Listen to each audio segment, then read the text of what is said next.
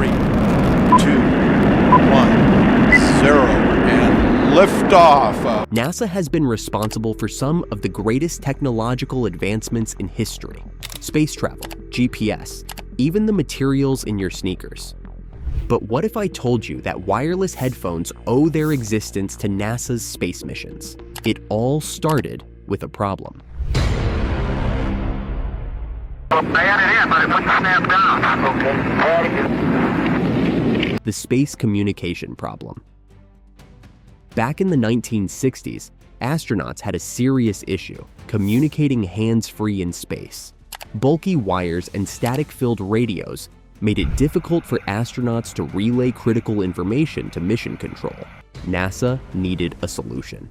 Enter Dr. K.C. Gupta, an engineer working on wireless transducers, a technology that allowed astronauts to communicate through bone conduction instead of traditional microphones. The concept? Transmitting sound vibrations directly through the bones of the skull, eliminating background noise. The accidental crossover to consumer tech. NASA's discovery didn't stay in space for long. Engineers realized this technology had massive potential on Earth, particularly in music and consumer electronics.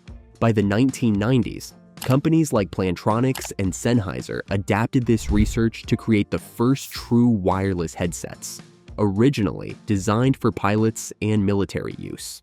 But once Bluetooth technology arrived in the early 2000s, things exploded. From Apple's AirPods to Bose's noise-canceling headsets, today's wireless audio tech owes its existence to a problem NASA had to solve decades ago. What's next for headphones? But here's where it gets even crazier. NASA is still pushing the limits.